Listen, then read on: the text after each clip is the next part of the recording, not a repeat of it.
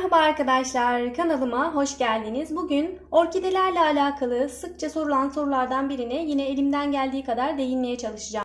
Özellikle bu bahar aylarında orkidelerde sık sık bitler meydana geliyor arkadaşlar. Ve bahar aylarında bu bitler daha hızlı bir şekilde larva bıraktıkları için bitler maalesef iyice yayılıyor ve bitkilerinizin üzerini kaplıyor. Bu bitlerden biri olan unlu bit hastalığını göstermek istiyorum burada da size. Bakın unlu bit hastalığı bu şekilde orkidenin üzerini kaplamış gördüğünüz gibi. Orkidenizin üzerinde unlu bit olduğunu nasıl anlarsınız? Öncelikle bu konuya değinmek istiyorum arkadaşlar. Bakın orkidenin üzerinde bu şekilde böyle nokta nokta yapışkanlı bir sıvı bırakıyor unlu bit. Ve gördüğünüz gibi özellikle şu yaprakların şu kısımlarında bakın şurada var. Bakın yine özellikle şu alt kısımlarda bakın şöyle göstereyim. Şu yaprak aralarında özellikle şu orta göbek kısmında bakın orta göbekte de özellikle bu kısımlarda böyle yuvalanıyorlar ve o kısımların öz suyunu emiyorlar. Yine şunu da göstereyim bakın bitkinin üzerinde bu şekilde tahribatlara neden olurlar. Böyle delikler meydana gelir. Oraları yerler. Bakın şuraları da göstereyim şu gövde kısmını. Bakın bu kısımları da özellikle öz suyunu emdiği için buralarda böyle minik minik yaralar meydana getiriyorlar. Sizin orkidenizde de bu söylediklerim mevcutsa orkidenizde unlu bit hastalığı var demektir.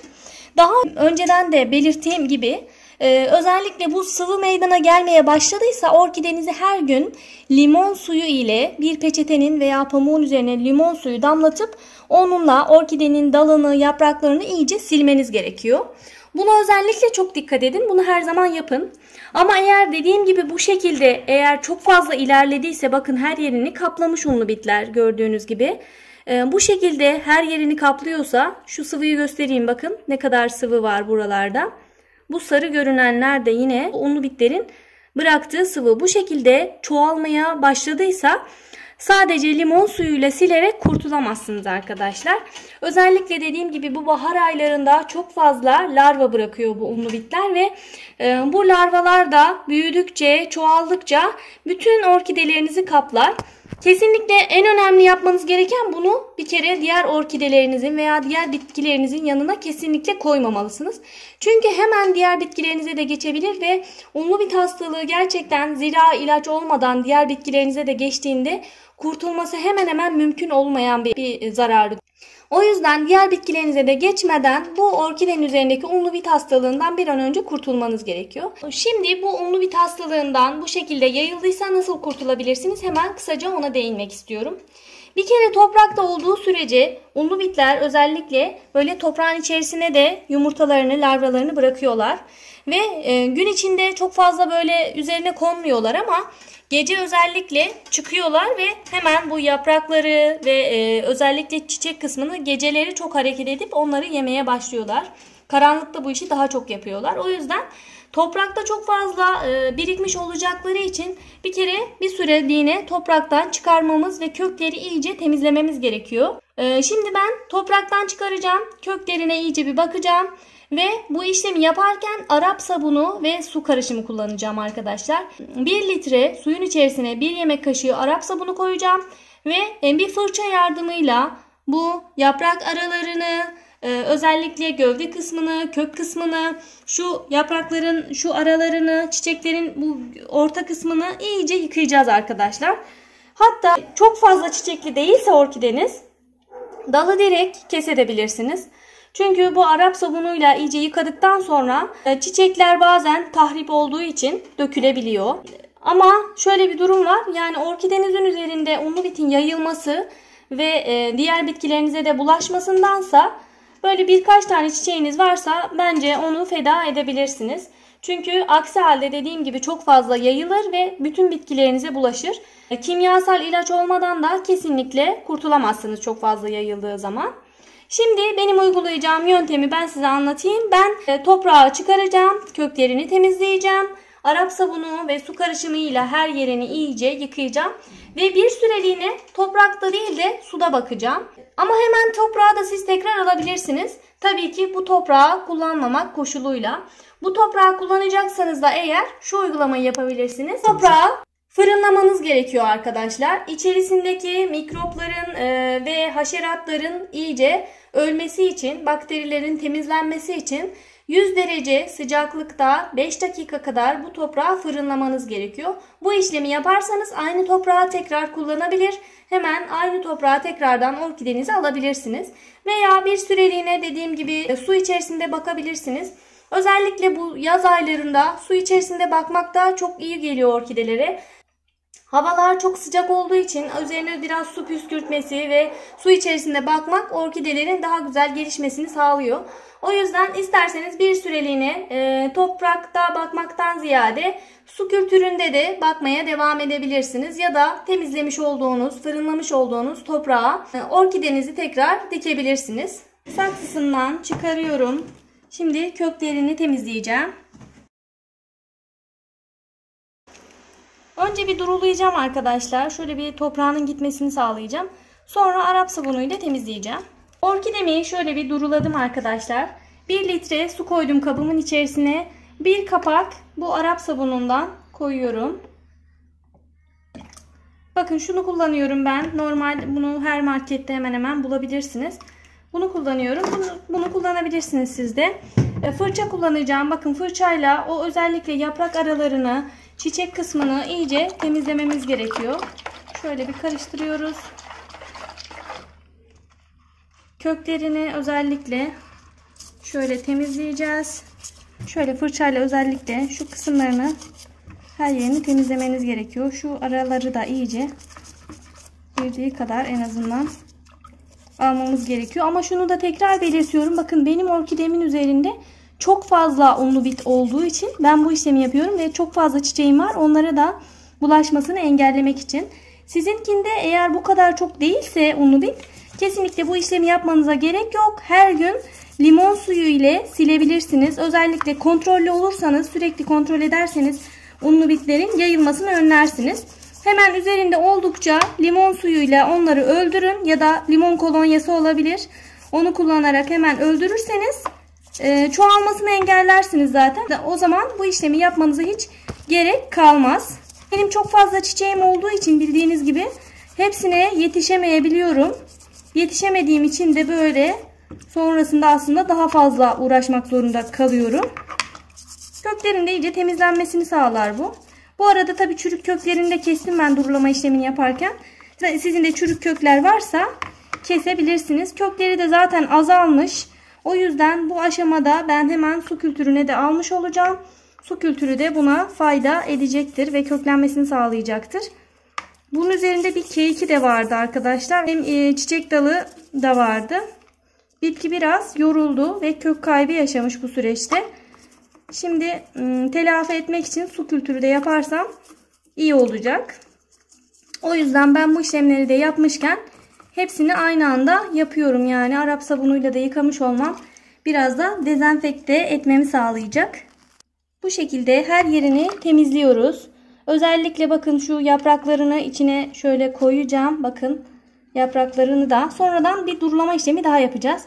Ve yaparken bakın şu kısımları özellikle almanız gerekiyor. Bakın şu kısımlarda şöyle hafif hafif yaparak şöyle unlu bitleri yok edeceğiz.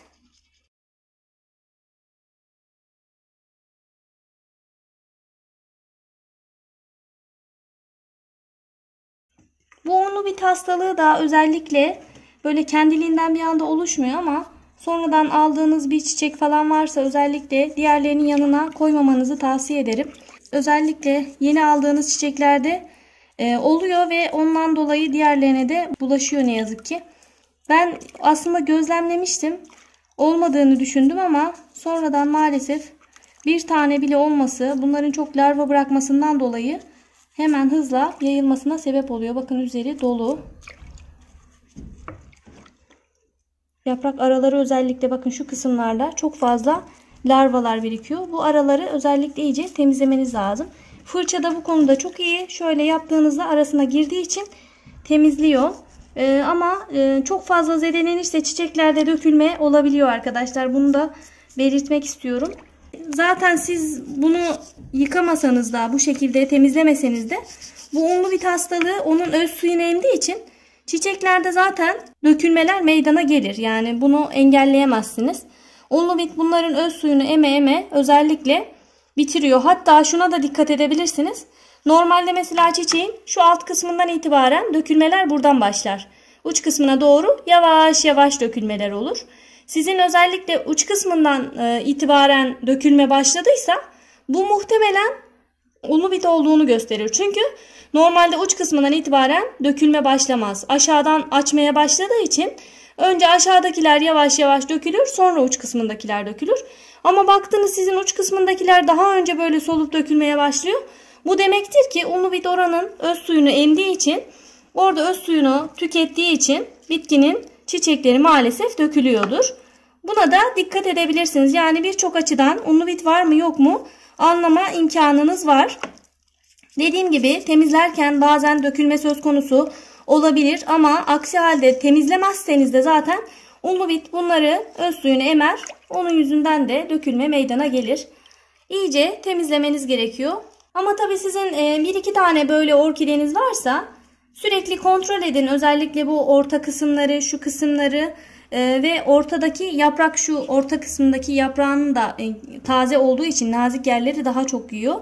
Varsa onları kontrol edin. Sürekli limon suyuyla silerseniz bu yaprak kısımlarını da limon suyuyla silmeniz gerekecek. Üzerinde bit gördünüz diyelim. Hemen bir pamuğa limon suyu damlatın. Bu yaprak kısımlarını hemen silin. Yayılmadan hemen yok edin. Böylelikle bu işlemleri yapmanıza hiç gerek de kalmaz yani. Kolay bir şekilde çözüm olur. Unlu bit için çeşitli ilaçlar satılıyor ama ben hepsine de güvenemiyorum da. Çünkü orkide biraz daha hassas olduğu için zarar verebilir diye her ilacı da orkide için kullanamıyoruz ne yazık ki. Hatta ben ilaç için sorduğumda ziraatçı de bana bunu söyledi. Yani orkide hassas, emin değilim, versem hani zarar verir mi diye. Yani direkt ilaç almanız da biraz mümkün olmayabilir. Çünkü herkes her ilacı tavsiye etmiyor. Şöyle üzerlerini de iyice temizliyorum. Her zaman böyle limon suyuyla bu yaprak kısımlarını da silerseniz, özellikle sadece unlu bit değil de başka bit veya hastalık da orkidenize bulaşmaz. Ama belirttiğim gibi sıvıyı görüyorsanız kesinlikle unlu bit vardır. Eğer o sıvıyı gördüyseniz hemen limonla her gün silmeye dikkat edin. Limon tabi biraz da yapraklarını kurutuyor. O yüzden şu yapraklarda çatlamalar meydana gelebiliyor. Şu yapraklar kuruyor.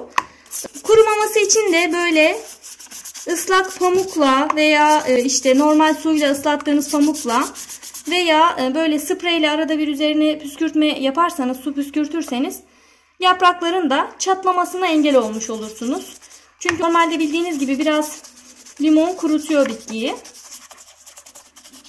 Bu şekilde iyice temizledim arkadaşlar. Şimdi temizleme işlemini bitirdim. Bir kez durulayacağım sadece. Bakın her yerini iyice temiz olduğundan emin olana kadar temizliyorum. Aynı toprağı dediğim gibi şu an kullanmayacağım. Ben kökleri az olduğu için su kültürünü alacağım. Sulama işlemini tamamladım arkadaşlar. Şimdi bir saksı kullanıyorum bu şekilde. İçerisine 2 parmak kadar su koydum. Bunun içerisine orkideyi koyuyorum. Orkidenin tamamen köklerinin değmesine gerek yok. Birkaç tane kökün suya temas etmesi yeterli.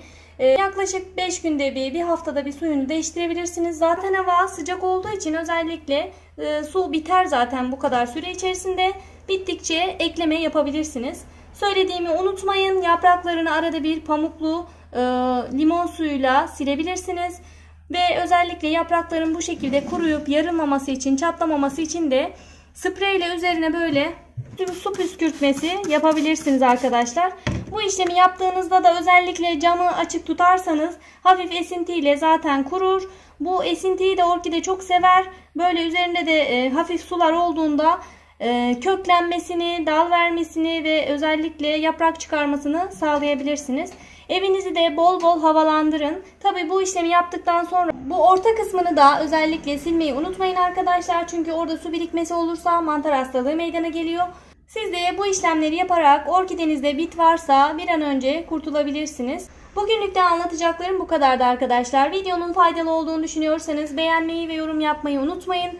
Ayrıca soru ve görüşlerinizi bana yorumlarda iletebilirsiniz. Elimden geldiği kadar herkese yanıt vermeye çalışırım. Başka bir videoda görüşene dek hoşça kalın.